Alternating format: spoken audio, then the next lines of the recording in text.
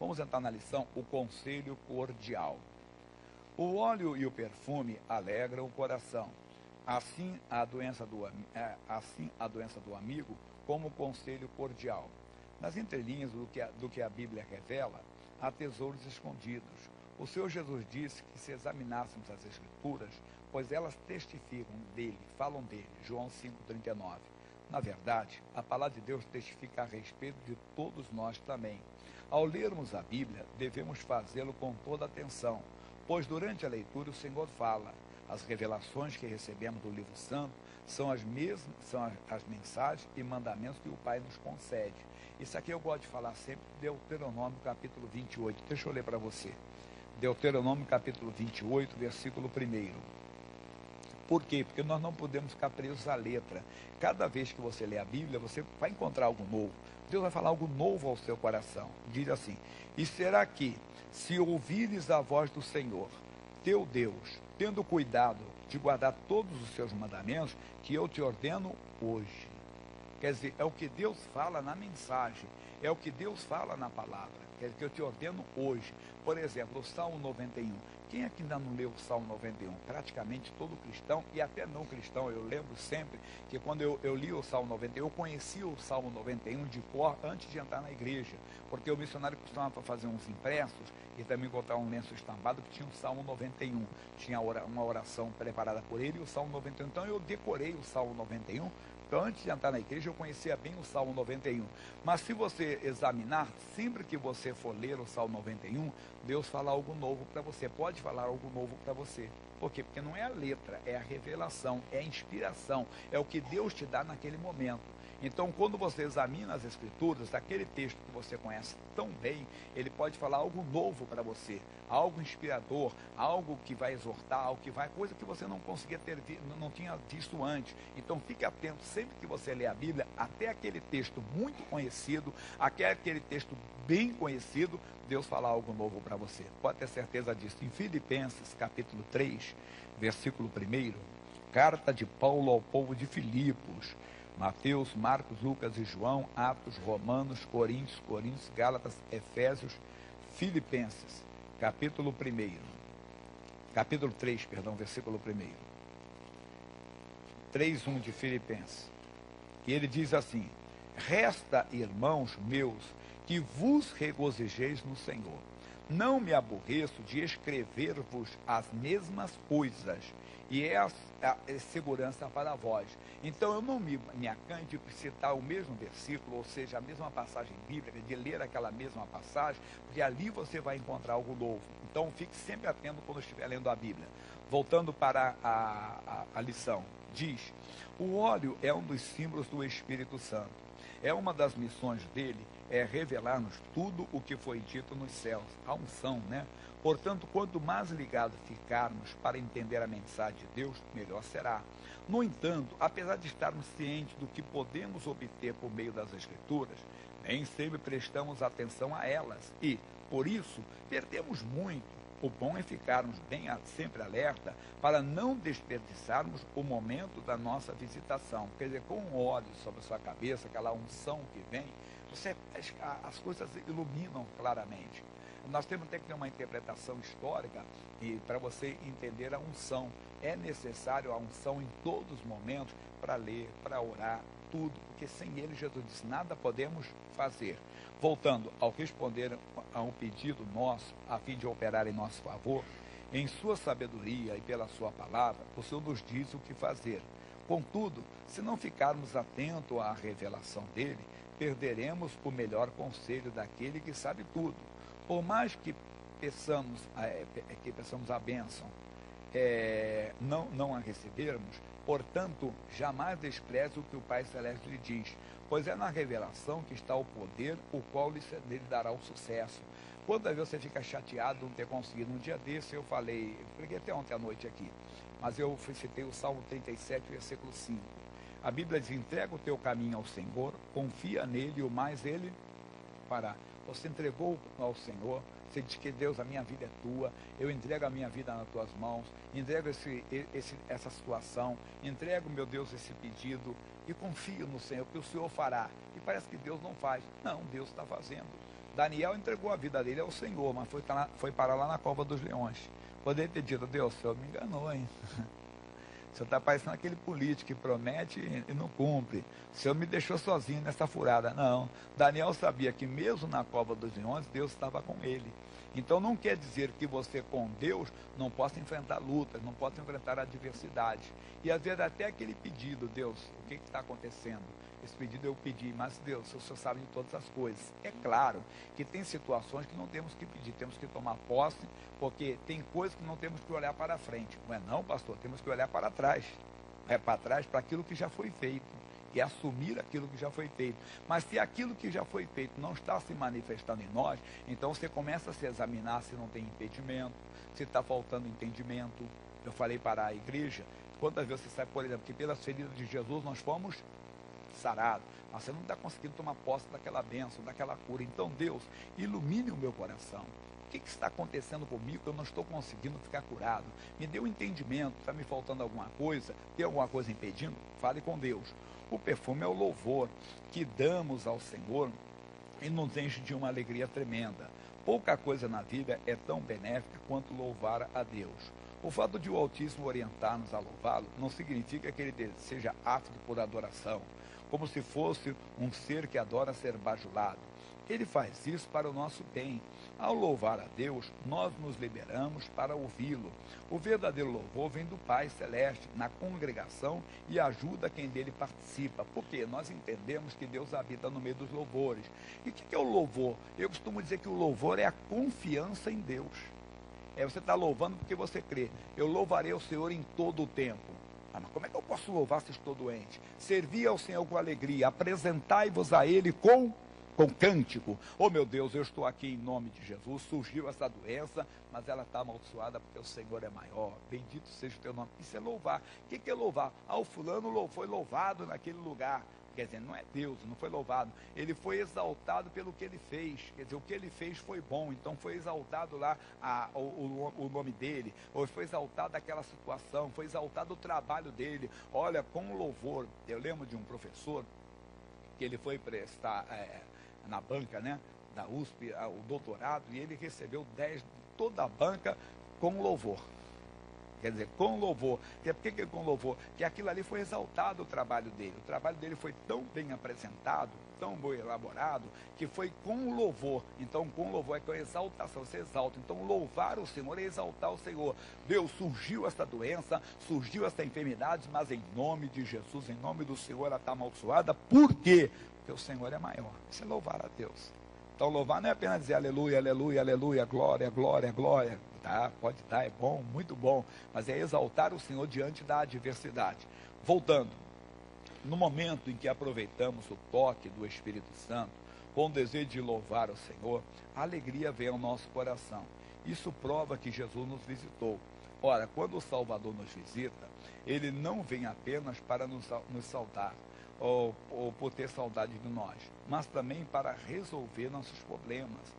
Aproveite ao máximo as ocasiões em que o seu coração fica feliz pela visita de Jesus e se realize por completo. É bonito, puxa, aquele toque quando você se envolve com Deus, com a presença de Deus, aquela hora ali acontecem coisas tremendas, coisas inacreditáveis quando você está na presença de Deus. Eu conto sempre, você já ouviu, acho que muito mais de mil, não sei quantas vezes, missionário falando, pastor Jair falando do homem que estava falido assistindo um culto. Mas ele ouviu a palavra, ouviu a mensagem, e no meio da mensagem Jesus falou, o pastor pregando, disse, Jesus disse, bom é o sal.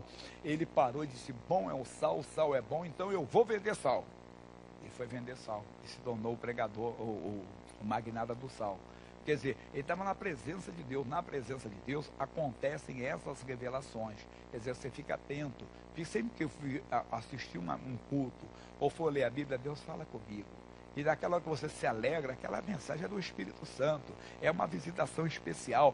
Tome posse, vá para cima, para aquela bênção. Assuma em nome de Jesus. E às vezes até em momentos difíceis, que as pessoas nem entendem por que você está se alegrando, por que você está cantando, por que você está alegre, apesar da sua situação, que você foi visitado pelo Senhor.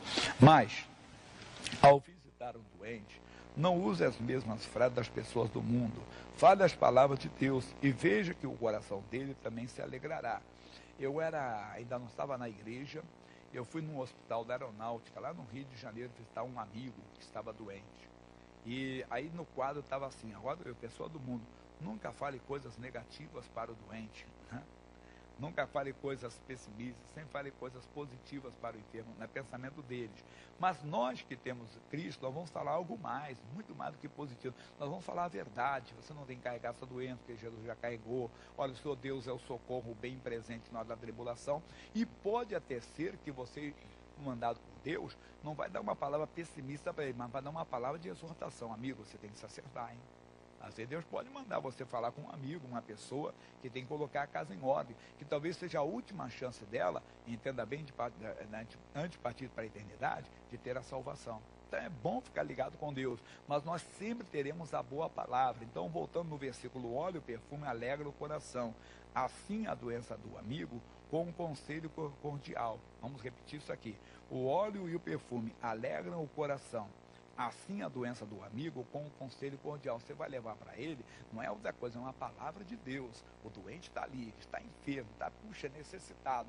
Você vai levar um bom conselho, que às vezes é até uma exortação do arrependimento, a exortação para colocar a casa em ordem. Lembra do rei Ezequias, quando recebeu a visita do Isaías? A palavra dele foi aparentemente benéfica, foi uma palavra boa. Olha, põe em ordem a tua casa, porque morrerás. Geralmente você visita o doente e diz: não, você vai sair dessa, rapaz. O cara está nas últimas, está indo embora, né? Você sabe, o doutor já falou: ó, tem jeito não. Você chega lá para um amigo e diz: rapaz, você vai sair dessa, fica forte aí, pá, e vai dar uma palavra, né? Até quem não é de Deus não pode dar essa palavra. Nós que somos de Jesus, não levamos a palavra benéfica, a palavra cordial. Amigo, Jesus te ama. Se tem algum impedimento, vamos orar agora e pedir a Deus para tirar esse impedimento. Olha, vem aí, é a palavra diferente da palavra dos homens. É o cordial, né? É conselho. Voltando na lição lá embaixo. Bem, com isso você terá ministrado a ele um bom remédio, pois o coração alegre serve de bom remédio. Se o enfermo continuar com o espírito abatido, as suas estruturas secarão, e então não poderá resistir ao mal. Por isso que tem que dar o bom conselho, a palavra de Deus que fortalece, que renova a pessoa, aquela palavra que vem de Deus. Você não tem que pegar a palavra sua, mas coloca a palavra de Deus. Por isso que a palavra de Deus pode ser para levar a pessoa ao arrependimento, mas geralmente aquela palavra, Deus sabe da estrutura daquela pessoa que está fragilizada, que está então caída. Agora não pegue, entenda bem, a palavra que o Isaías deu para o Ezequias, e achando que todo caso você vai chegar lá como um sargentão, né? Amigo, vim dizer aqui para você colocar a sua casa em ordem, que você vai morrer. A pessoa morre mesmo.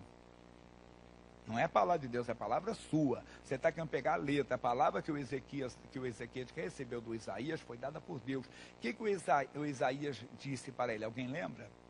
Como é que ele começou a falar? Assim diz quem? O Senhor. Você vai chegar lá, assim diz o Senhor: põe em ordem a tua casa, que morrerás e viverás. Mas Deus está mandando você falar aquilo. Aquilo veio inspirado por Deus mesmo. Aquela pessoa pode estar com a casa em ordem, está só de uma ajuda. Talvez está faltando entendimento para ela. Está faltando entendimento para aquela pessoa. Como a menina tuberculosa que estava morrendo no século XX, no início do século XX, e lendo as Escrituras, diz que pelas feridas de Jesus foste sarados, lá na 1 de Pedro 2:24. Quando ela leu aquilo ali, ela não precisa, se ela pega um pregador radical, ela não estava em pecado, faltava para ela o quê? Entendimento. Quando ela recebeu aquele entendimento do Senhor, ela se levantou e tomou posse da bênção. Então, cuidado para você não levar a palavra errada. É como o remédio errado, né? Vai dar o remédio errado para o doente, ele pode morrer. A palavra tem que ser do Senhor. E geralmente para o doente, a palavra tem que ser de ânimo. É cordial conselho, levanta. E até mesmo a exortação ao arrependimento vem do Senhor, e não é com bravura, é com palavra de Deus, com aquela unção do Espírito, Deus trabalhando. Sempre levamos a boa palavra, amigo, para Deus não é impossível. Você sabe que o seu caso é sério, mas o Deus que nós servimos é poderoso. Ou a pessoa que não conhece Jesus, eu vim aqui trazer uma bênção para você. Mas antes de Deus ministrar a bênção para você, deixa eu falar uma coisa: Deus tem algo maior para você, que é a salvação, a vida eterna. Eu visitei um pai de um amigo, e ele, judeu, né? E o filho dele já cristão, ele não. E bem radical mesmo. E o filho dele me chamou. Se eu não me engano, foi aqui no Oswaldo Cruz, nessa região da Paulista. E eu fiz a oração. Mas antes de fazer a oração, eu disse, amigo, deixa eu falar o que falou o profeta Isaías. Aí peguei o plano da salvação para ele. E o filho dele falou para mim depois, pastor, pensei que ele ia dar um tapa no senhor. Eu falei da salvação para ele. Pensei que ele ia dar um tapa em você quando você falou para ele da salvação. Que Jesus Cristo salva, que Jesus veio, que Isaías profetizou, que a vista dará luz. Não lembro da pregação. Anunciei o plano da salvação antes de fazer a oração da cura. Falei que estaria orando pela cura dele, mas que Deus tinha algo muito mal para ele, que era a salvação, a vida eterna, que estava em Jesus Cristo. E você sabe que a rejeição. Quando eu falei assim, o filho dele arregalou, ele disse, eu quero. Ele disse, o senhor está entendendo o que o senhor está fazendo? O senhor não pode fazer isso para agradar o seu filho. O senhor está fazendo porque o senhor precisa da salvação. E faz para ele. E orei com ele. Tempos depois, mais na frente, um tempinho depois, estava com idade ele, mas um tempinho depois, ele foi embora. E se eu não dou o plano da salvação para ele? Então nós temos que estar atentos a ministrar o remédio certo, a palavra certa, dada pelo Senhor, é aquela palavra dada por Deus. Terminando agora então, aí diz, com o coração satisfeito, a pessoa terá o seu rosto, sua aparência espiritual aformoseada. Provérbios 15, 13. Em outras palavras, ela terá condições de repreender a fonte do seu sofrimento. Faça tudo que o espírito sofredor se regozije no Senhor. Caso continue na dor, ficará abatido. Isso é tudo que o inimigo deseja para finalizar a sua obra naquela vida. Então, não entra com palavra radical, com fanatismo. Você está ali para levantar, para trazer palavra boa para o enfermo, palavra dada por Deus. Uma exortação ao arrependimento é só dada por Deus. Você está ali com uma missão de visitar um doente. Não é outra coisa. Então, sempre que você for, leve a boa palavra, o cordial conselho que vai fortalecer. Diga àquela pessoa que está até desenganada, amigo, vim trazer uma boa notícia para você, que para Deus não há impossível. Vim dizer para você, mesmo que ele saiba, que às vezes o médico, o doente sabe, que está desenganado, mas se você sabe que para Deus não há impossível, sempre com a boa palavra, aquela palavra que levanta, que coloca a pessoa de pé. Eu queria orar por você agora. Fique de pé, por gentileza. Talvez estamos orando agora com alguém que está com uma doença grave. Meu amigo, para Deus não há impossível. Eu vim dizer para você que está aqui, para você que está em casa, que para Deus não há impossível. Você está orando no lugar certo, na hora certa. Você pode estar com um diagnóstico de um câncer, no estágio avançado, pois Deus muda essa história agora. Porque a Bíblia diz que os impossíveis aos homens são possíveis a Deus. Feche os olhos, por favor.